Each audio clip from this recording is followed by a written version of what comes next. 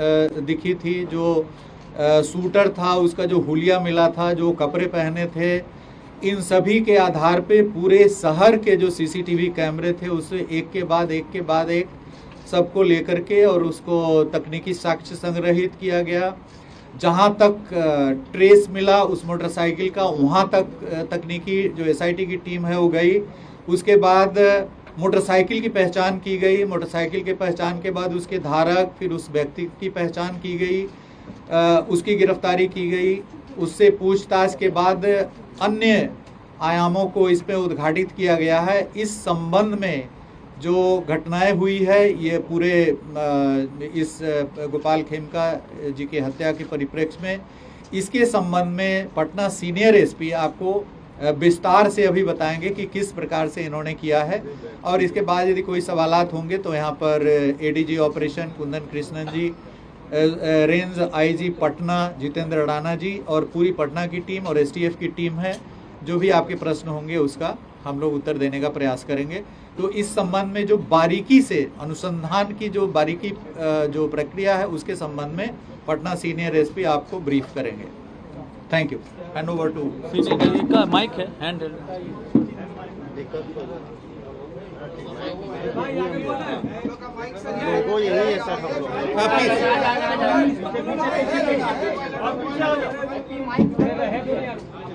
इसमें जब हम लोग अनुसंधान शुरू किए इसमें, जब अनुसंधान शुरू किया गया तो जहाँ पे घटना हुई थी उसके बाद सीसीटीवी का अवलोकन किया गया और वैज्ञानिक अनुसंधान प्रारंभ करते हुए जहाँ पे रिट्रीट हुआ था उस डायरेक्शन में आगे बढ़ा गया। इसी क्रम में बढ़ते बढ़ते हम लोग जहाँ पे जो अभियुक्त था वो जब भागा था उस घर तक पहुँचे। वहाँ पे जब छानबीन की गई तो एक मोटरसाइकिल हम लोग को मिली। मोटरसाइकिल के नंबर से टेम्परिंग करने की कोशिश की गई थी। जब उस मोटरसाइकिल के पास वाले घर की सर्च की गई तो उस घर से जो अभियुक्त जो कपड़ा पहने हुए थे वो बरामद हुआ, जो जूता बरामद हुआ, मास्क बरामद हुआ। उस घर में जो व्यक्ति थे उनको लाया गया पूछताछ करने के लिए। उनका नाम उमेश यादव। जब उनसे गहन पूछताछ की गई, इसके बारे में गहराई से पूछताछ की गई तो उनके द्वारा इस घटना में संलिप्तता स्वीकार की गई।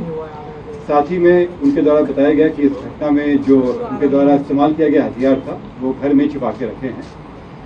ये जब उनको बताया गया उसमें उनके घर के ऊपर वाले फ्लोर में, जो उनके भाई का फ्लोर है, घर है, उसमें ये बंद कमरे में रखे हुए थे। उस जगह की जब छानबीन की गई तो इनके घर से 59 राउंड गोलियां बरामद हुई। 56 राउंड 7.6 का था और 3 गोली 9mm का था। उसके अलावा जब घटना में जो इस्तेमाल हथियार था उसके साथ 2 मैगजीन मिला जिसमें 14 राउंड गोलियां थी।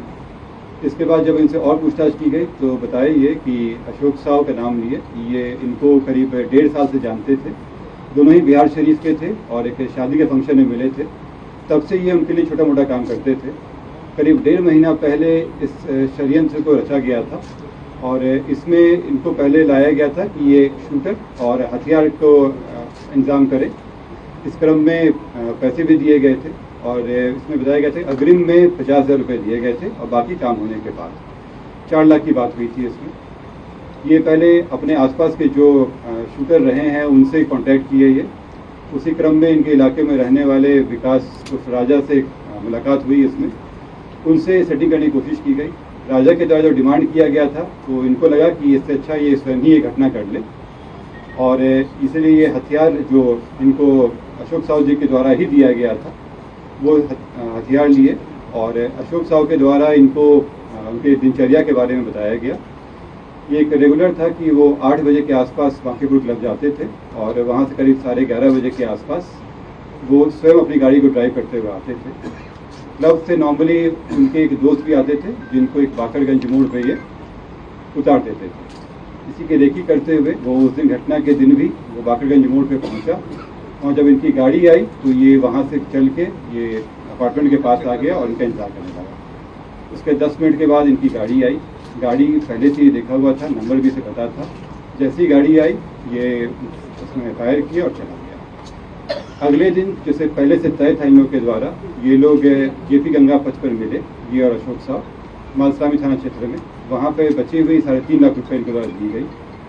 इसमें खास बात यह है कि इसमें आपस में बातचीत करने के लिए मोबाइल खरीदा गया था और सिम भी उमेश यादव के नाम से ही खरीदी गई थी। ताकि अशोक साहू का नाम नहीं आ सके। और जब ये पैसे दिए गए तो मोबाइल उन्होंने वापस कर दिया, लेकिन सिम वापस नहीं किया था इसमें। जब इसमें अशोक साहू के घर पे छापेमारी की गई तो उनके यहाँ भारी मात्रा में ज़मीन के कागजात मिले, साथ में एक 9 mm का बरेटा उनके यहाँ पिस्टल मिला, उसमें 17 राउंड गोलियाँ मिली इसमें। और इसमें कई जो कागजात मिले हैं उनका निरीक्षण किया जा रहा है। जो अभी शुरुआती पूछताछ में जो बताया गया है कि इन लोगों के बीच में व्यापारिक संबंधों में खटास आ गई थी। ज़मीन के कारोबार में भी बताया जा रहा है, लेकिन अभी अंडर इन्वेस्टिगेशन है।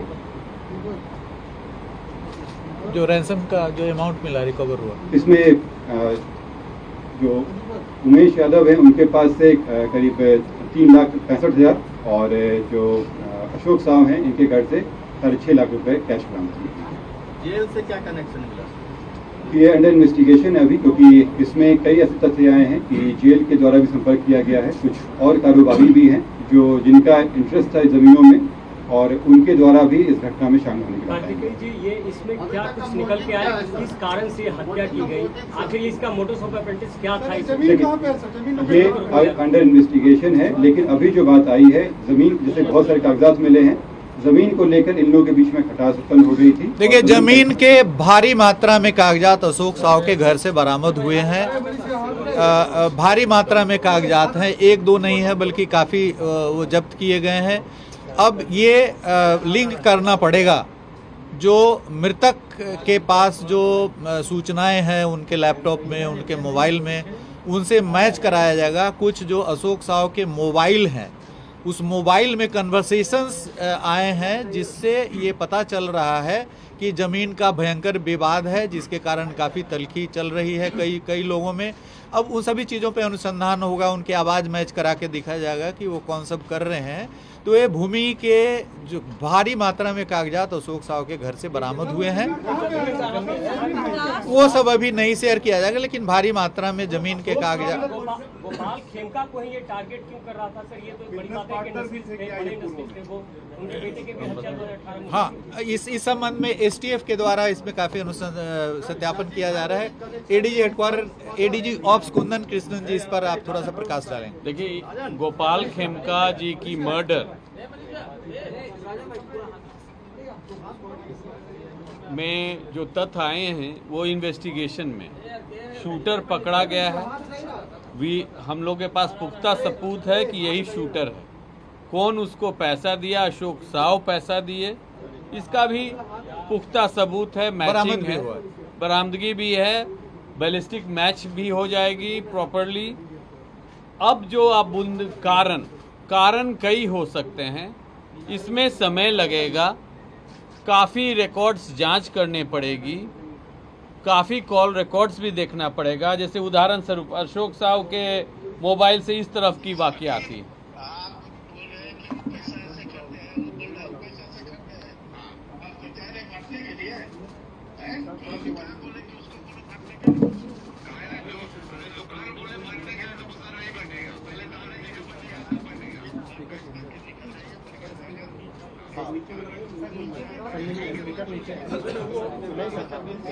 अरे मेरे बदौलत है, ये आपकी बदौलत है, तो आप उसका फायदा आप भरपूर उठा रहे हो। इसका बदौलत है, मतलब नहीं समझे। आखिर में बोले कि मेरे बदौलत है, ये बेनिफिट हम उठा रहे हैं, बेनिफिट हम उठा रहे हैं, हम उठा रहे हैं बेनिफिट। आज भी बोलते हैं उन्होंने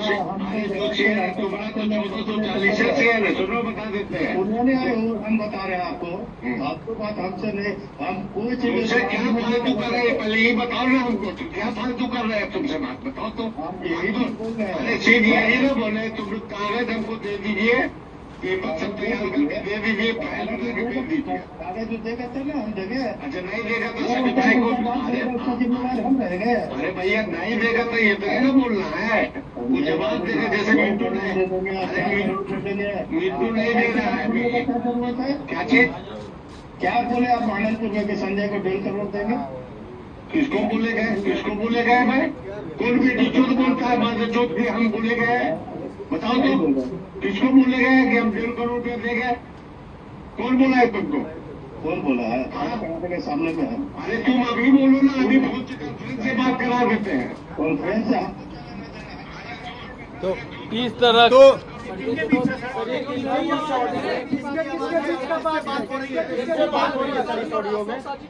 ये अशोक साव का वार्ता चल रहा है कि इसमें उनका भी संदर्भ आया है, उनका भी नाम संदर्भ, उनका भी नाम ऐसे संदर्भ आया है। कितने फाइल्स हैं, बहुत सारे फाइल परंतु अभी हम लोग तो बरामद किए हैं अशोक साव के घर से जो मोबाइल और वो उसकी जांच। हमको खेमका साहब की भी मोबाइल, कई फोन थी, लैपटॉप, क्या डीलिंग्स थी कि किस पर्टिकुलर प्लॉट या फाइनेंशियल ट्रांजैक्शन को लेके विवाद है। दोनों बड़े व्यवसायी हैं। अशोक साहू जी को पहले भी क्वेश्चनिंग हुई है, कमालिया हत्याकांड में भी पुलिस इनको पूछताछ किया। संतोष टेबरीवाल वाले में भी इनसे संतोष टेबरीवाल वाला भी मर्डर केस में इनकी नाम उछली थी। बिहार शरीफ में भी केस में ये जेल गए थे। अशोक साहू बिहार शरीफ के केस में इनके भाई का 2 हथियार अभी जब्त है वहाँ पे, और ये जेल भी गए थे बिहार शरीफ में कोल्ड स्टोरेज के विवाद को लेकर के 2006 में। तो इनकी ऐसा माने ये इनका भी आपराधिक इतिहास है अशोक साहू जी का। डीजीपी साहब, एक सवाल ये है कि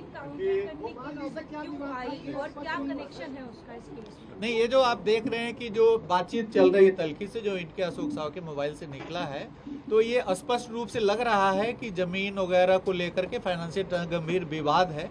इस पर अभी अनुसंधान हो रहा है, लेकिन इसी परिप्रेक्ष्य में ये हत्याएं हुई हैं और सुपारी दी गई है। सवाल ये है कि आपने जो सवाल पूछा है में सर एक पैटर्न दिख रहा है, विकास उर्फ राजा का। गुंजन खेमका की हत्या हुई 2018 में, गोपाल खेमका की हत्या हुई 2-4 दिन पहले।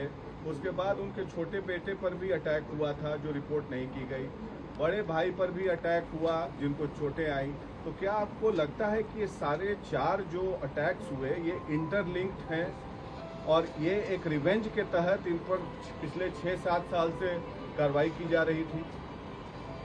नहीं, जो गुंजन खेमका हत्याकांड की बात आप कर रहे हैं उसमें मैं सीआईडी से काफ़ी बल्कि उद्भेदन सीआईडी नहीं किया था 2018 में। वैशाली जिला से समय करीब 20 दिन हो गया था, केस नहीं खुल रहा था, तो तत्कालीन डीजीपी केएस द्विवेदी और मैं एडीजी सीआईडी स्वयं गया था वहाँ पे घटनास्थल पे, और काफ़ी समय देकर के उसमें अनुसंधान हुआ था और चंद 1 महीने के अंदर में उसमें चार्जशीट समर्पित किया गया था 4 लोगों पे। और उसके जो शूटर थे, जो अभिषेक वर्मा उर्फ मस्तू, 2021 में बाईपास थाने में उनकी हत्या हो गई। 2 लोगों की हत्या हुई थी, सुनील और इनकी, उस कांड में भी चार्जशीट हुआ है। तो जो शूटर थे गुंजन हत्याकांड की, और वो भी जमीन विवाद में ही गुंजन की हत्या हुई थी। एक बिस्कुट फैक्ट्री की जमीन थी हाजीपुर महुआ रोड पे, तो बिस्कुट फैक्ट्री वहाँ पे नहीं लग पाया था, तो उस जमीन को कई सारे क्रेता थे जो उसको खरीदना चाह रहे थे। गुंजन खेमका के मोबाइल में भी मिला था उस प्लॉट का पूरा डिटेल्स, और उसके बाद उसमें कई सारे जो लोग कंपटीशन चल रहा था उस खरीदने के लिए, तो उस जमीन विवाद के परिप्रेक्ष्य में उनकी हत्या वहाँ पे हाजीपुर औद्योगिक थाना में हुई थी।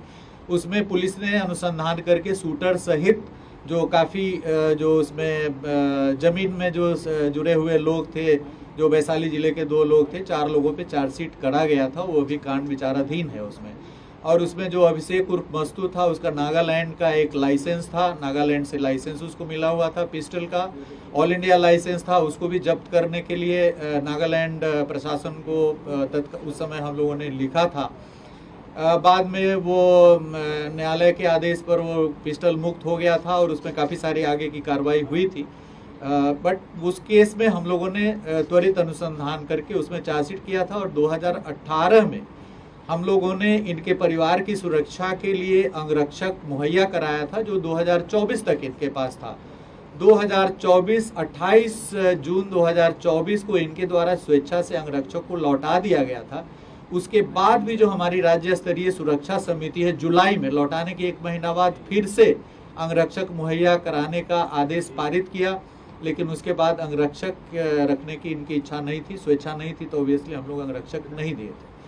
तो उस समय जो केस दर्ज हुआ था गुंजन खेमका हत्याकांड, उसका पूर्ण रूप से अनुसंधान करके चार्जशीट उस समय समर्पित कर दिया गया था। शूटर की पहचान हो गई थी, जिस कारण से विवाद था उसका भी सॉल्यूशन हो गया था। उसके बाद इनके भाई पर एक गोली चलाई गई थी गाड़ी में, उसमें कोई घायल नहीं हुआ था। उसके संबंध में भी कांड दर्ज हुआ था उस समय। गुंजन खेमका हत्याकांड के कुछ समय पूर्व, 2 वर्ष पूर्व वो घटना हुई थी, मुझे स्मरण हो रहा है। उसमें नहीं पता चल पाया था कि किसके द्वारा किया गया है कांड। बट इसमें जो ये गोपाल खेमका जी वैशाली वाला जो गुंजन खेमका हत्याकांड था, उसमें कॉम्प्लेनेंट थे, वादी थे। और उस केस में जो डेट है वो 15/7 को सेकेंड डेट पड़ने वाला है। 2 डेट पड़ा है अभी तक उसमें चार्जशीट के बाद। एक था 2022 में और एक अभी 15 जुलाई 2025 को गुंजन खेमका हत्याकांड का डेट वैशाली जिले के न्यायालय में पड़ा है उसमें। और मेन शूटर की हत्या हो गई है और इसमें जो ये कंप्लेनेंट थे इनकी भी हत्या हो गई है। तो उससे भी जोड़ करके इसको देखा जा रहा है। उस पहलू को भी पूरी तरीके से अनुसंधान किया जाएगा कि उससे जुड़े कहीं लोग जो अभी जेल में हैं या जेल से बाहर हैं। एक तो शूटर की हत्या हो गई है, तो बाकी जो लोग हैं उनकी भी इसमें भूमिका है या नहीं है। सुबह में जो इनकाउंटर हुआ था उसका क्या डिटेल है? उसके संबंध में जोनल आईजी पटना बताएंगे। इस कांड के अनुसंधान के दौरान पुलिस के द्वारा जो सभी पहलू थे उन पर अनुसंधान किया गया था और उसमें जो शूटर है उसके द्वारा स्पष्ट किया गया था कि उसके लिए इस कांड को करने के लिए पहले उसने विकास उर्फ राजा से संपर्क किया था, और जो सामान्यतः एक आपराधिक छवि का व्यक्ति है और हथियार इत्यादि सप्लाई करने का काम करता है। और उसमें भी काफ़ी सारे ऐसे जो हत्या और गोलीकांड हैं उनके अंदर में शामिल रहा और उससे इसने हथियार प्राप्त करने का कोशिश किया था और उसके पास में हथियार उपलब्ध रहता है। इस मामले में पुलिस जब एक टीम थी उसने इस विकास उर्फ राजा के ठिकाने पे दबिश करी, तो उसने वहाँ पर जो पुलिस के ऊपर में वहाँ से भागते हुए पुलिस के ऊपर में फायरिंग की, जिसके अंदर में जो सुबह जो घटना हुई है मुठभेड़ की, उस घटना में वो मारा गया है। और इसके साथ ही क्योंकि इस प्रकार के जो तत्व हैं जो हथियार उपलब्ध कराते हैं और अराजकता फैलाते हैं, तो पुलिस का स्पष्ट उनको संदेश देना चाहते हैं कि उनके साथ में कड़ाई से जो पुलिस उनके विरुद्ध में कड़ी से कड़ी कार्रवाई करेगी। और जो भी इस प्रकार के जो आपराधिक तत्व हैं जो इस प्रकार की आपराधिक घटनाओं में शामिल होना चाहते हैं, उनके लिए भी संदेश है कि पुलिस की अपने किसी भी मामले में पीछे नहीं हटेगी। जहां पर भी पुलिस के ऊपर में हमला किया जाएगा तो पुलिस जो है विधि सम्मत अपनी कार्रवाई करेगी।